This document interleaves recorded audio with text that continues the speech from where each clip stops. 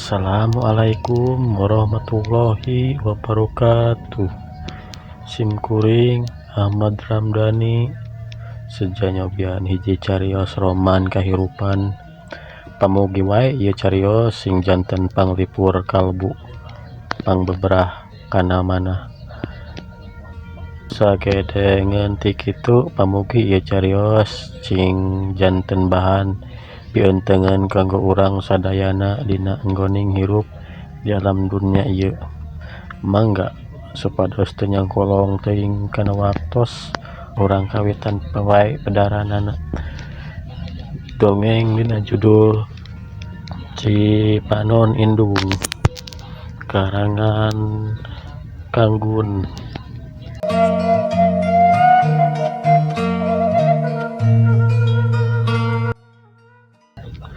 Treng treng treng kadenge suara lonceng di sada prudul barudak keluar ti jero kelas muru kanu daragang di buruan sekolah dasar.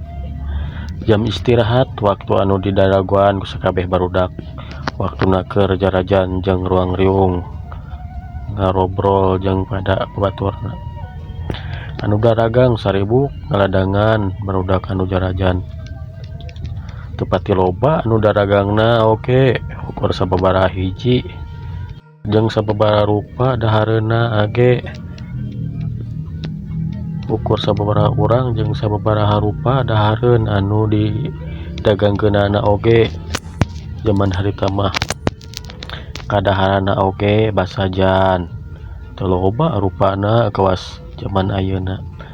Aya es lilin, surabi, cireng, kerupuk anu ditiir jeung sabangsaning buah-buahan di buruan sekolah katempo pahibut barudak teh salian jarajan. Aya di antarana anu arucing-ucingan silih udag jeung pada baturna. Aya anu gelutan wae aya barudak awewe mah keur sarondah kaulinana budak awewe anu arengkle-engklean di kalangan. Dina kaayaan keur campuh kitu katempo aya saurang budak lalaki anu diuk di bangku kelas bari mukaan buku pelajaran. Sakapeung katempo tulas-tulis dina buku tulisna anu geus eueuh jilidan. Waktu harita mah buku tulis oge pan anu panghadina teh merek Red Jazz anu jilidna ulau teh geuningan teuing kitu oge cek beja kuring gonaman da tenggalaman. Andi ngaran eta budak lalaki teh.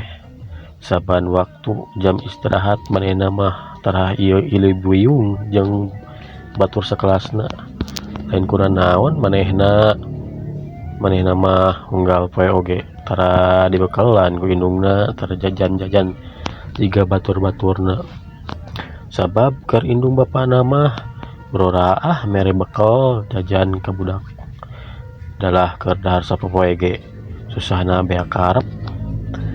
Babaturanna Andi saurang ge eueuh anu pirajeuneun mirosea atawa merhatikeun anu puguh mah lamun sakalian Andi keluar ti kelas ge ngadon sok pada maroyok. Lamun keur ucing-ucingan tara ieu daek wawaan ka Andi mah. Anu matak pikeun Andi mah leuwih hade cicing di jero kelas sembatan meunang pika nyerieun kawas anu geus. Treng treng jam istirahat geus lekasan breyol barudak anu keur di buruan sekolah teh baheula-heula arasup ka kelas terus dariuk deui dina bangkuna sewang-sewangan. Ketara pisan dina pakeanna oge antara Andi jeung baturana teh katempo baju jeung celana seragamna anu lain mah barodas tur carekas handapna rarapih deui najan teu beuteuh oge. Rata-rata di sarapatu bodas sepatu kelenci iwal ti Andi we anu teu di sapatu teh manehna mah ngan ukur make sendal capit. Treng treng treng suara lonceng disada deui. Prudul barudak teh sirikna telumpatan paheula-heula keluar ti jero kelas. Jam 12 berang waktuna bubar sekolahan. Barudak ngaleut awewe lalaki ngarabring balik ka imahna sewang-sewangan. Saparapat jalan galecok ngarobrol jeung pada baturna. Islang jeung pating cirihil, pating cikalakatak. Seserian malah aya nu silih suntrungkeun segala. Budak anu lalenger mah bari pating sarabat baheula-heula lalumpatan.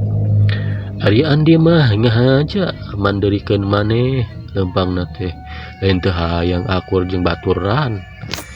Istilahna teu guyub tapi da bohongan baturanna anu sok popoyok jeung ngajailan jigana teh jinggana teu hayangan we ngabaturan ka Andi mah sabot keur jongjon leumpang. Nah atuh hari blatak teh teu kanyahoan sirahna aya nu neke di tukang. Nepi ka reuwas ya nyeri Andi teh. Barang direret ke tukang, breh katempo 2 urang budak lalaki sepantaran keur ngajaranteng parobmana bangun anu ceceub nakar ka Andi teh. Maneh hayang diteke deui ku aing. Sok liwat sia wanita.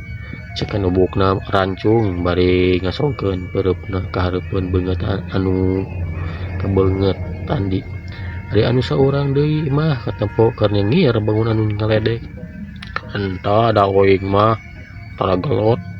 Nah teu pupuh maneh jug neke. Ah ngomong sia begang kumaha aing we rek nekerek nenggel oge sok lawan atuh sia teh hari mani mah. Polontong pisan budak nubukna rancung teh. Andi teu nembalan terus manehna nuluykeun deui lumpangna. Nempo Andi ngaleos anu duaan oge lalumpatan miheulaan Andi bari ngaliwat teh make jeung najong sagala kana buju budak belowong. Aduh Andi ngagero awakna nolonjong gebrus we 3 brus kana susukan. Untungna susukanna garing tapi dasar kudu cilaka laju anu ngan hiji-hijina teh ngadon ti kait kana patok awi. Brah we soek mending ngaberewek. Sejonjongan mah Andi ngajanteng bari bener-bener baju anu soek. Rasa ambek ka baturanna nu tadi najong jeung bingung. Isuk sakola eueuh baju Andi terus ngajanteng bari ngaraga meneng. Ku silila antukna mah Andi nuluykeun deui leumpangna teu langsung balik ka lembur tapi menggol ka sawah ke tempat indungna anu keur kuli ngarambet teh. Dari bapana mah kuli di pasar balikna sok peuting bari jeung teu sapira deui buruhna oge. Meh hampir unggal poe saban balik sekolah Andi sok nyamperkeun ka indungna anu keur kuli di sawah. Kitu oge ketang ari kebenaran keur aya nu nitah da kuli ngarambet atawa tandur mah pan aya usumna. Lamun indit di sekolah geus biasa Andi mah tara sarapan heula aya sangu sacomot wae mah hajangkeunan keur adina nu leutik keneh awewe karak umur 5 tahun. Hideng budak teh ditaringgalkeun ku indung bapa jeung lanceukna oge tara ceurik hayang milu cicing we ulu kotak ulin sorangan di imah. Harita Andi ngahaja nyamperkeun ka indungna sabab sok dibere timbel ku nu boga sawah lumayan bisa manggih dahar. Maksud teh timbel anu keur indungna sok diibikeun ka manehna sesana dibawa ka imah keur adina nu awewe teh. Lain hartina seubeuh nu jadi indung teh dalamun nurutkeun kitu mah lapar keneh tapi kengaranan kanya indung ka jadi anak taya duana. Taya dunya kinasihan taya keur ngebandingkeun anak kajen henteu indung asal anak bisa dahar kitu kanya anu jadi ka anak. Barang serog ke sawah nu keur dirambet ku indungna Andi teu ka bebeja ngeunaan bajuna nu soek tadi.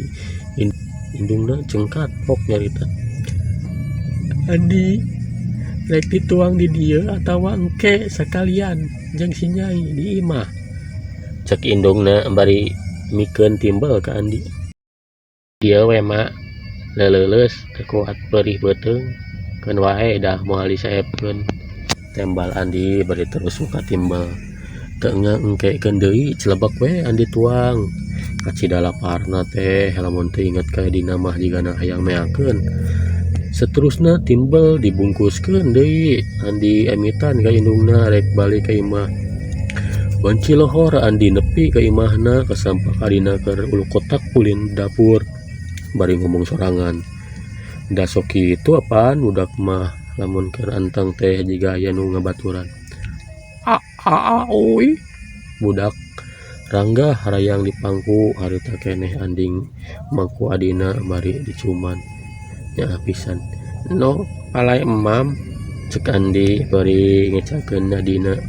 Budak unggek terus ku Andi dihuapan segot pisan budak teh bangun anu lapar nakar.